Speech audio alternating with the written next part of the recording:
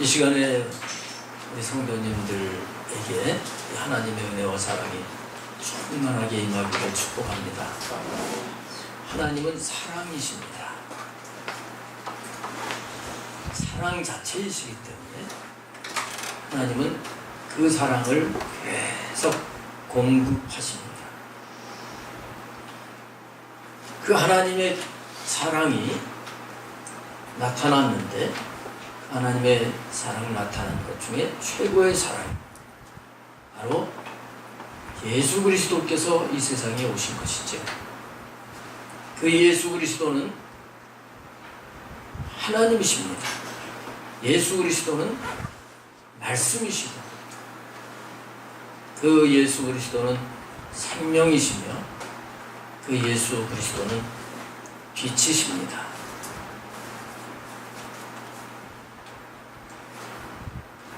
이런 하나님의 사랑이 나타났습니다. 근데 이러한 하나님의 사랑이 각 사람에게 실제가 되게 하시려고, 구체적으로 적용이 되게 하시려고 하나님께서는 오늘 본문 6절에 보게 되면 요한을 보내신 것을 알 수가 있습니다. 요한을 하나님은 이렇게 사랑을 하신다. 그래서 예수 그리스도를 보내셨다. 이걸 증언하게 하시려고 보내신 거예요. 그 예수 그리스도가 빛이시다. 생명이시다. 이거를 증언합니다. 세상의 모든 사람들이 빛 가운데 있다면 이런 증언을 할 필요가 없습니다. 세상의 모든 사람들이 생명의 삶을 산다면 이런 증언을 할 필요가 없습니다. 근데 세상의 사람들은 어둠 가운데 있고 사망 가운데 있기 때문에 하나님은 그런 영혼들을 사랑하시기 때문에 요한을 보내신 거예요. 너 가서 증언을 해라. 요한은 하나님의 사랑이 나타난 그 예수 그리스도를 직접 보고 그 예수 그리스도를 증언한 사람입니다. 우리는 세례 요한의 직접 증언하는 말은 듣지를 않았지만 여기 계신 분들은 다 하나님이 사랑하셔서 요한을 보내신 분들이다. 저는 그렇게 생각을 합니다. 여러분, 하나님이 요한을 여러분들에게 보내시지 않았다면, 그러면 여러분들이 예수님을 알았을 것 같아요? 어떤 분은 요한이 부모님이 되기도 하고, 어떤 분은 형제가 되기도 하고, 어떤 분에게는 친구가 요한 역할을 하기도 하고, 또 요즘은 매스컴이 기독교 방송, 또 기독교 TV 이런 것들이 요한의 역할을 할 수가 있습니다. 어쨌든 각종 전도자를 통해서 우리가 빛이신 예수님을 믿게 하시는 거예요. 이미 여기 계신 여러분들이 하나님의 이런 구체화된 사랑을 받은 줄 아시길 바랍니다. 하나님이 여러분을 사랑하셔서 그 누구를 통해서, 전도자를 통해서, 요한을 통해서 예수님이 빛이시다, 예수님이 생명이시다, 이걸 알게 하신 거란 말이에요. 요한이라고 하는 이름은 여호와의 사랑하는 자다, 그런 뜻입니다. 여러분, 하나님이 여러분을 사랑하십니다. 그러니까 여기 계신 저나 여러분 모두가 다 요한이에요. 하나님의 사랑하는 자니까. 그렇죠? 그렇다면 우리가 하나님의 사랑을 받고 또 요한을 통해서 그것을 알게 됐다면 오늘 우리들도 요한의 역할도 감당할 수 있어야 되는 거예요. 요한과 같이 우리들도 그리스도의 증인이 될 수 있습니다. 또 요한이 돼야 됩니다. 디모데후서 4장 2절에 보면 너는 말씀을 전파하라. 때를 얻든지 못 얻든지 항상 힘쓰라. 말씀이신 하나님, 말씀이신 예수 그리스도, 그 말씀에서 말씀하는 빛이신 생명이신 그분을 전파하라. 하나님께서 예레미야 선지자를 부르십니다. 예레미야 1장 7절에 보면 내가 너를 누구에게 보내든지 너는 가며 내가 네게 무엇을 명령하든지 너는 말할지니라. 하나님이 구약시대에 예레미야라고 하는 사람을 요한의 역할을 하도록 보내십니다. 그럴 때 이 예레미야는 그 말씀을 가지고 그것을 전파하는데 이걸 전하지 않으면 너무 이 마음이 괴롭고 아파서 답답해서 견딜 수 없다고 하면서 예레미야는 하나님의 말씀을 전한 사람이에요. 오늘 우리들도 바로 요한의 역할을 감당하는 자가 되어야 되는 것이죠. 성경에 보면 요한이라고 하는 이름을 가지고 있는 사람이 참 많습니다. 오늘 6절에 나오는 요한은 세례 요한이라고 합니다. 그리고 이 요한복음을 쓴 사람은 세례 요한이 아니라 사도 요한입니다. 예수님의 12 제자 중에 한 사람이었던 사도 요한이 또 따로 있어요. 그런가 하면 마가 요한이 또 있습니다. 성경학자들은 성령님이 임하실 때 그 마가의 다락방에서 120명의 문도가 성령을 받았는데 그 마가가 요한이다. 나중에 바울 사도가 이제 선교 여행을 할 때 만나가지고 바울 사도를 돕는 일을 했던 사람, 힘들다고 나중에는 나 못하겠다고 또 되돌아간 사람, 그 사람 이름이 요한이에요. 그런가 하면 베드로의 아버지 이름이 요한입니다. 그래서 예수님이 베드로에게 말씀하시죠. 요한의 아들 시몬아, 네가 나를 사랑하느냐? 베드로의 아버지가 요한이에요. 또 한 사람 요한이 있습니다. 대제사장인 요한이 있어요. 근데 이 요한은 베드로와 요한이 성령을 받고 걷지 못하는 사람을 일으켜 세우면서 말씀을 증거할 때 그들을 잡아다가 신문을 합니다. 그리고 너희들이 앞으로 다시는 예수 그리스도의 이름으로 말하지도 말고 전하지도 말라. 이렇게 위협을 했던 사람이 대제사장 요한이에요. 이름은 여호와의 사랑하는 자라는 이름을 가지고 있지만 그 뜻을 가지고 있지만 실제는 그 이름에 합당하게 살지 못한, 그 이름에 합당한 복을 받지 못한 사람이 있는가 하면 그 이름대로 복된 삶을 살아간 사람이 있습니다. 주님의 사랑을 받고 그 사랑을 증거하면서 사는 사람들이 있었어요. 오늘 우리들도 하나님의 사랑을 받은 요한인데 정말 이름답게 요한의 역할을 감당하는 자가 되어야 될 줄로 믿습니다. 오늘 7절 말씀을 보시면 그가 증언하러 왔으니 뭐에 대해서 증언하려고 왔느냐 하면 곧 빛에 대하여 증언하고 모든 사람이 자기로 말미암아 믿게 하려 함이라. 앞에 4절에서 이 생명은 사람들의 빛이라 이런 말씀이 있었죠.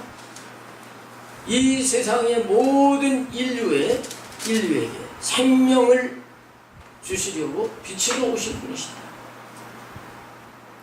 이거를 증언을 했어요.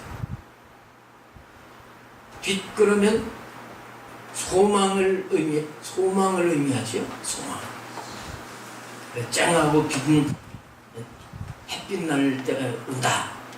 소망을 의미해. 이것에 대해서 증거하러 왔습니다. 예수님은 우리의 소망이셔요. 빛은 불이 있을 때 빛이 납니다. 그래서 이 불이 화자가 나고 그러면 해를 받지만 불이 얼마나 좋습니까? 우리 예수님은 우리의 삶에 유익을 주실 수 있는 빛이십니다. 세상에도 빛이 있어요. 그러나 예수 그리스도는 하늘의 빛입니다. 예수님의 빛은 진리입니다. 변하지 않습니다. 그래서 빛이 없는 모든 인간들이 그 빛으로 말미암아 구원을 얻게 되는 것입니다. 세례 요한은 바로 이 빛에 대해서 증언을 하면서 모든 사람들이 예수님을 믿게 하려고 증언을 했다고 말씀을 하고 있죠. 예수가 바로 그리스도 구세주다. 예수를 믿으면 영원한 구원이 보장이 된다. 이거를 증거하기 위해서 세례 요한은 자기의 사명을 감당을 했던 것이에요. 오늘 우리들도 예수 그리스도를 전파해서 예수님을 믿게 하는 역할을 감당하며 살아가는 자가 되어야 되는 것입니다. 8절 말씀을 보면 그는 이 빛이 아니요 이 빛에 대하여 증언하러 온 자라 이렇게 말씀합니다. 세례 요한이 빛이 아니라 빛에 대해서 증언하는 자라. 우리들도 이걸 잘 알고 살아야 돼요. 물론 마태복음 5장에 예수님께서 너희는 세상의 빛이라 이렇게 말씀하신 말씀이 있습니다.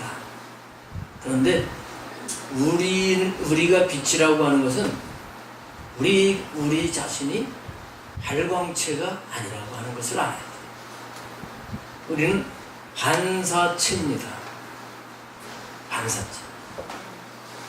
빛이 되셔서 빛을 발하는 분이 예수 그리스도십니다. 우리는 그 예수 그리스도의 빛을 받아가지고 반사를 하면서 빛으로 살아가야 될 그런 사명이 있는 사람들입니다. 그래서 늘 빛이신 주님을 늘 구하고 주님 없으면 나는 어둠 속에서 아무것도 알지 못하고 어둠 속에서 아무것도 할 수 없이 헤맬 수밖에 없습니다 하면서 생명의 빛 대신 주님을 우리는 붙들고 살아야 되는 거예요. 그럴 때 우리는 세례 요한처럼 나는 빛이 아니지만 빛이신 주님을 증거하면서 빛된 삶을 살아가게 될 줄로 믿습니다. 9절 말씀해 보면 예수 그리스도는 참빛이라고 말씀을 하고 있습니다. 참빛 곧 세상에 와서 각 사람에게 비추는 빛이 있었나니. 여기 참이라고 하는 것은 인격적으로 참되다 하는 그런 의미가 들어있습니다. 예수 그리스도는 길이고 진리의 신고로 불완전하거나 거짓이 없으신 분이십니다. 사람들은 불완전합니다. 또 거짓이 있습니다. 근데 예수님은 참 빛이시잖아요. 왜 우리가 거짓말을 하지 말아야 되는데 하게 되고 자꾸 욕심을 갖게 되고 미움을 갖게 되느냐? 진리가 없을 때 그렇게 되는 거예요. 세례 요한은 그래서 이 진리가 없는 사람들에게 참 빛을 소개를 하고 있는 거예요. 참빛인 예수님과 함께 하게 되면 거짓이 떠나가게 되지. 욕망을 쫓아가면서 후회하는, 욕망을 쫓아가면서 범죄하는 이 삶이 없어지게 되는 겁니다. 사실 우리가 그 참으신 주님을 놓치기 때문에 문제가 생기는 거예요. 그 주님을 붙잡고 살면 미워하고 싸우고 할 일이 없습니다. 근데 예수님 믿는다고 하면서, 교회를 다닌다고 하면서, 그러면서도 미워하고, 그러면서도 욕심덩어리고, 그건 참비신 주님과 함께하는 삶을 살지 못해서 그래요. 여러분, 예수 그리스도만이 참 빛이십니다. 그분이 세상에 와서 그랬죠? 세상에 오셨다고 했어요. 이 세상이라고 하는 헬라어는 코스모스라고 하는 단어입니다. 이게 요한복음에만 80회 이상 사용되는, 많이 나오는 그런 단어예요. 코스모스. 이 코스모스라고 하는 단어의 뜻에는 모든 것의 총체인 세상이다, 그런 뜻을 가지고 있습니다. 세상의 모든 것, 이 코스모스. 그런가 하면 이 세상에 사는 모든 인류를 포함한 것이 코스모스입니다. 특히 하나님의 사랑의 대상으로서 믿는 자들을 의미할 때 코스모스라고 하는 단어를 또 사용을 하기도 했습니다. 예수님은 참 빛이신데 이 세상, 특별히 예수님 믿는 자들에게 빛을 비추시기 위해서 오신 분이시에요. 이미 여기 계신 분들에게는 예수님의 이 빛을 비춰주셨죠. 지금도 비춰주시는 분이십니다. 근데 각 사람에게 비추는 빛이라 이렇게 말씀을 하고 있어요. 각 사람에게. 여러분, 이것도 중요한 겁니다. 하나님은 군중으로서 만나시는 분이 아니에요. 하나님은 각각 개인으로 만나주시는 분, 개인을 사랑하시는 분, 이런 분이심을 아셔야 됩니다. 여러분, 여러 사람이 교회에 모여서 예배를 드려도 하나님은 예배 참석했으니까 다 똑같이 은혜를 준다? 아니십니다. 개인에게, 한 사람 한 사람에게 하나님은 은혜를 주시는 분이에요. 예수님이 제자를 선택하실 때도 보면 한 사람 한 사람을 이렇게 따로따로 부르십니다. 베드로를 부르시고, 안드레를 부르시고, 요한을 부르시고, 오늘도 마찬가지입니다. 오늘도 참 빛이신 예수 그리스도는 한 사람 한 사람에게 빛을 비춰주셔요. 오늘 이 시간에 주님이 여러분들에게 빛을 비춰주시길 바랍니다. 나에게 주님이 오늘 찾아오시고 나에게 빛을 비춰주신다. 늘 우리는 이런 자세를 가져야 돼요. 아내가 믿음이 좋다고 남편이 덩달아 은혜를 받는 게 아닙니다. 시어머니 믿음 좋다고 며느리가 같이 천국 가는 거 아니에요.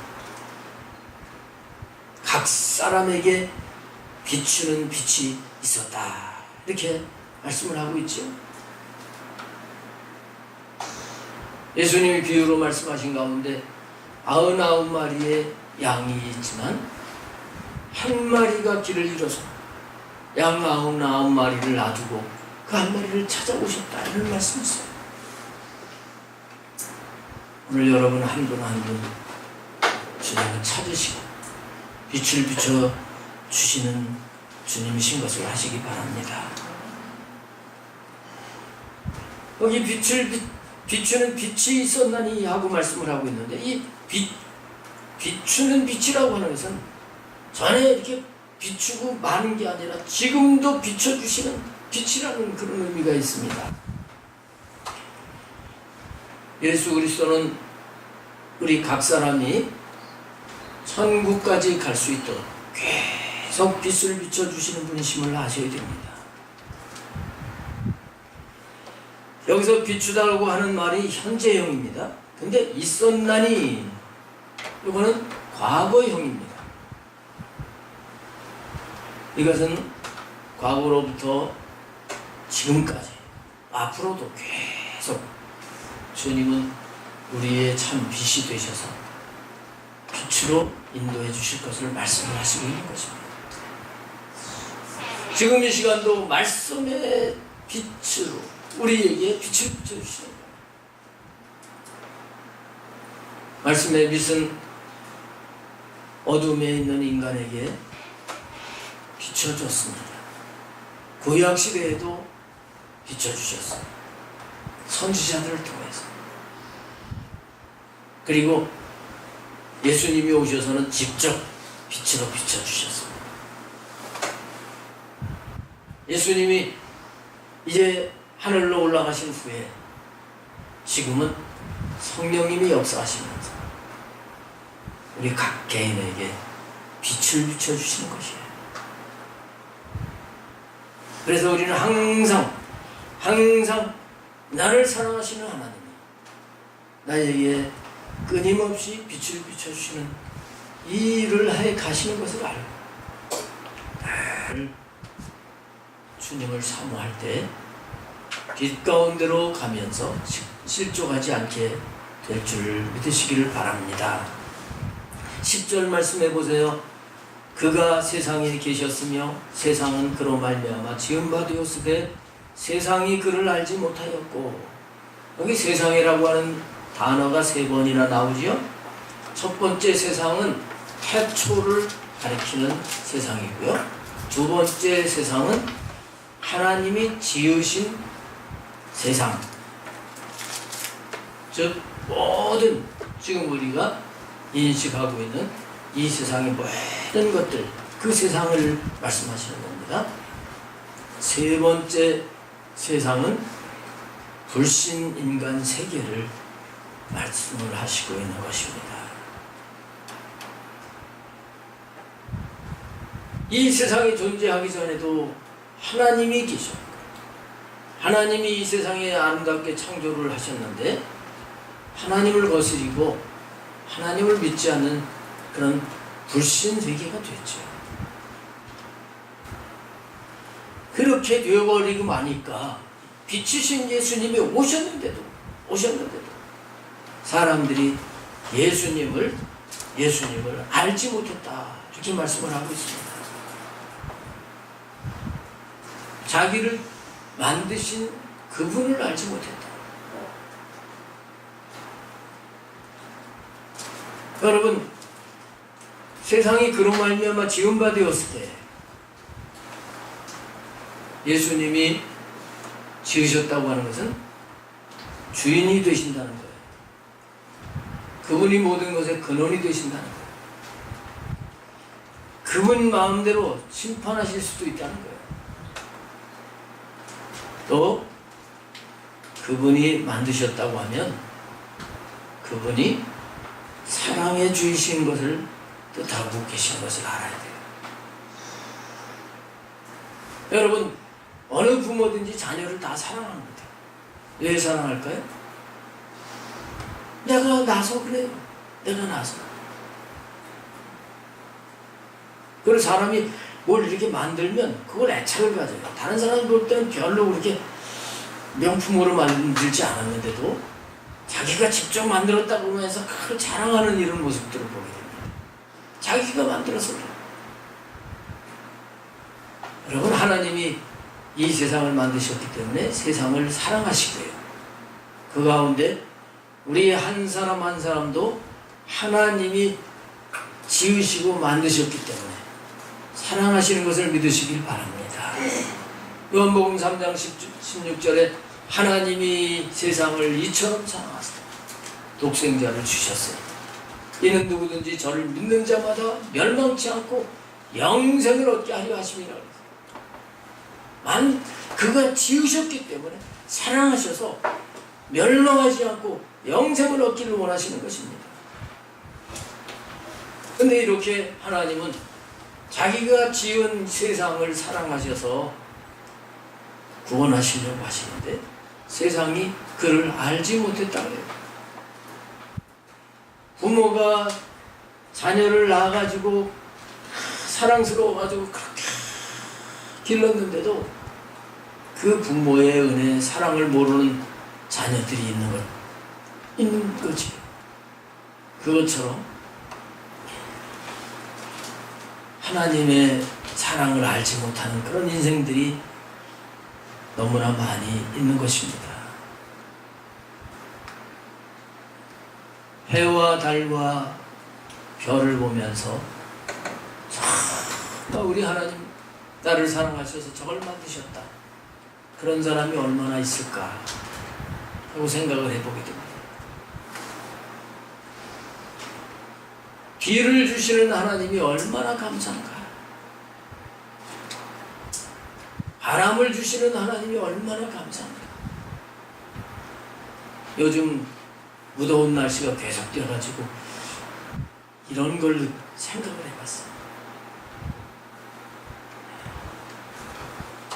태풍이 이번에도 우리나라를 비껴서 중국으로 가버렸다고 그래요. 태풍이 오면 피해가 나긴 하지만 그래도 태풍이라도 와서 비를 뿌려줬으면 하고 기대를 하는데 그게 비껴갔죠. 아마도 하나님께서는 내가 비를 내려주어야지 너희들이 산다. 그걸 알게 하시려고 하신 것 같아요. 요즘 계속 더위가 있지만 그래도 새벽녘이 되면 선선한 바람이 이렇게 불게 돼요. 오늘 새벽에도 바람이 얼마나 시원한지 너무 감사했어요. 이 바람을 주시는 하나님, 이걸 감사하는 사람이 얼마나 될까? 건강을 주시는 하나님, 이게 얼마나 감사한지.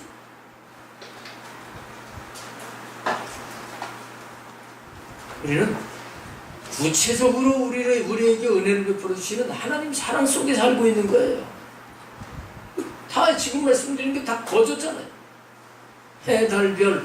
여러분 해, 달, 별을 위해서 세금 냈습니까? 비도 거저 주시고 햇빛도 거저 주시고 바람도 거저 주시고 우리가 이렇게 멀쩡하게 건강하게 사는 것도 이거 다 하나님이 거저 주시는 거예요. 그러다가 어디 아프게 되면 그것 때문에 이제 비용이 들어가고 그러죠. 근데 건강했을 때 하나님이 거저 사랑하시고 은혜 주시는 걸 이걸 잊고 살아가는 거예요. 여기 말씀에 자기 땅에 오셨는데도 알지 못한 그런 인생들처럼 우리는 하나님의 사랑을 깨닫지 못하고 살아가는 어리석은 삶을 살지 말고 하나님이 나를 이렇게 사랑하시군요. 그 사랑에 감격해서 주님을 사랑하고 찬양하며 살 수 있게 되시기를 주님의 이름으로 축원합니다. 11절에 보세요. 자기 땅에 오매 자기 백성이 영접하지 아니하였으나 알지 못할 뿐만 아니라 영접하지 못했다고 그랬습니다. 알지 못하니까 영접을 못했겠죠. 자기 땅이라고 말씀을 하고 있습니다. 하나님이 이 세상을 만드셨기 때문에 하나님은 주인이시죠. 고향에 내 땅이 있다 그러면 그 고향에 찾아가서 그 집과 땅 가서 보듯이 예수님이 이 세상에 오셨는데 주인이 왔는데 종들이 그 주인을 알아보지 못하고 영접을 하지 않았다. 여기 영접한다고 하는 것은 이 단어의 뜻 안에 함께 데리고 가다 그런 뜻이 있어요. 그리고 그가 말한 사람으로 인식하다, 진실함으로 받아들이다 이런 뜻을 가지고 있습니다. 그러니까 영접하지 않았다는 것은 선지자들이 말한 그 메시아가 오셨는데 그 메시아로 인정하고 받아들이질 않았다는 거예요. 예수님이 이 세상에 오셔서 수많은 이적을 행하시면서 내가 하나님의 아들이다. 내가 하나님 나라의 왕이다. 내가 구원하기 위해서 온 그리스도라고 그렇게 말씀을 하셨는데, 근데 예수님을 제대로 알고 영접한 사람들이 많지 않았어요. 예수님이 확인을 하시죠. 사람들이 나를 누구라고 하느냐. 그러니까 더러는 그 세례 요한이지. 더러는 그 엘리야지. 선지자 중에 한 사람이지. 이렇게 하면서 주인이신 예수님을 알지 못했던 것을 말씀을 하고 있습니다. 우리는 예수님을 주인으로 모셔야 돼요. 나를 사랑하시는 그 주인을 우리는 잘 모시고 사는 자가 되어야 되는 것입니다. 그게 영접한 거예요. 그게 영접한 거예요. 나 예수님 영접했어. 나 이렇게 하고 자기가 주인이 돼서 산다면 제대로 영접한 게 아닙니다. 주인으로 왕으로 모시고 살아야 돼요. 그렇게 될 때 영접하는 자, 곧 그 이름을 믿는 자들에게는 어떻게 하신다고 그랬습니까? 12절에 하나님의 자녀가 되는 권세를 주셨으니, 예수를 그리스도로서 영접하고 인정하고 받아들이는 자, 이게 믿는 자인데, 이런 자들에게는 하나님의 자녀가 되는 권세를 주셨다. 믿는다고 하는 것은 여러분 쉽게 생각하면 안 됩니다. 믿는다고 하는 것은 절대적으로 믿는 걸 말하는 겁니다. 부분적으로 조금 이렇게 믿었다가 또 의심했다가 하는 게 믿는 게 아니에요. 믿는다고 하는 것은 맡기는 걸 말하는 거예요. 자신을 통째로 맡기는 거, 이게 믿는 거예요. 또 믿는다고 하는 것은 육체적이나 영적인 고통에서 주님이 도우실 것이라고 하는 걸 믿는 겁니다. 또 믿는다고 하는 것은 기쁘게 신뢰하면서 순종하는 것이 포함이 되어 있습니다. 믿는다고 하는 것은 그리스도를 받아들여서 충성을 하는 것이 포함되어 있습니다. 그래서 원어적으로 이 믿는다고 하는 뜻은 안으로 믿어 들어간다, 이런 뜻을 가지고 있는 거예요. 물론 처음부터 이런 믿음을 다 갖지는 못합니다. 그러나 우리는 이제 믿음이 약했지만 자꾸 안으로 믿어 들어가야 됩니다. 처음에는 조금 맡겼지만 우리는 완전히 의탁하는 자가 돼야 돼요. 처음에는 정말 우리가 온전히 말씀에 순종을 못하지만 순종하는 자가 되어져야 되는 것입니다. 그렇게 될 때 하나님의 자녀가 되는 권세를 주셨으니 하고 말씀을 하고 있는데, 우리가 하나님의 자녀, 아버지와 관계가 친밀하게 되어야 됩니다. 나는 예수님 영접했다고 하면서도 아버지하고 관계가 잘못된 사람들이 많습니다. 우리는 아빠, 아버지 이렇게 친밀한 관계로 주님을 온전하게 믿어야 되는 거예요. 더 나아가서 주님을 온전히 믿으면 하나님의 자녀가 되는 권세를 주셨다고 했는데, 예수님이 권세를 나타내신 삶처럼 우리들도 하나님 나라의 왕의 아들로서 권세 있는 삶을 살게 되게 하시는 것을 알아야 됩니다. 예수님께서 요한복음 14장 12절에 말씀하신 것처럼 나를 믿는 자는 나의 하는 일을 저도 할 것이요 이보다 더 큰 일도 하리라. 이게 권세죠. 권세.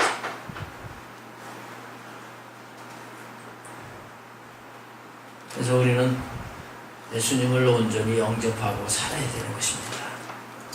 13절 말씀에 이는 혈통으로나 육정으로나 사람의 뜻으로 나지 아니하고 오직 하나님께로부터 난 자들이니라.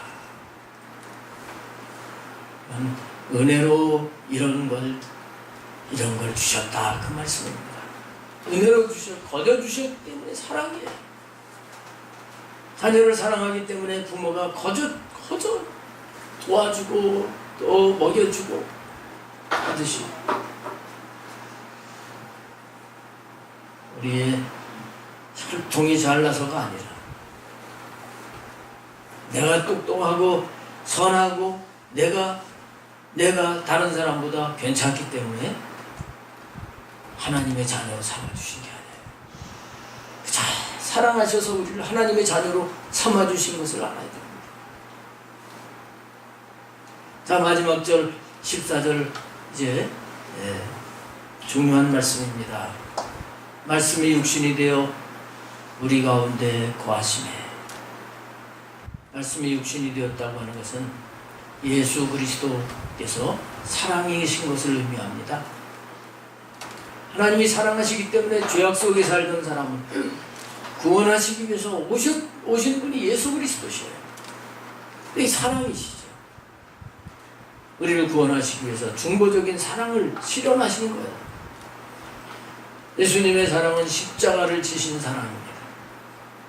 그냥 자기 자신을 희생해서 쏟아부어 주신 사랑이십니다.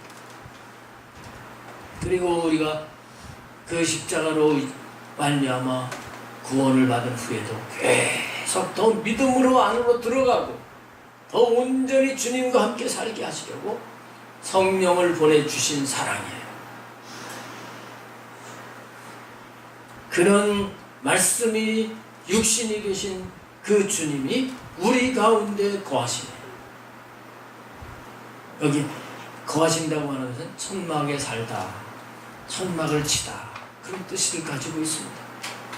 우리가 더 주님을 믿고 주님과 함께 살수록, 더 믿어 들어갈수록 우리는 주님이 늘 우리와 함께 거하시는 성전이 돼서 주님과 날마다 동행을 하면서 살 수 있게 하시려고 오신 것을 깨달아야 되는 것입니다.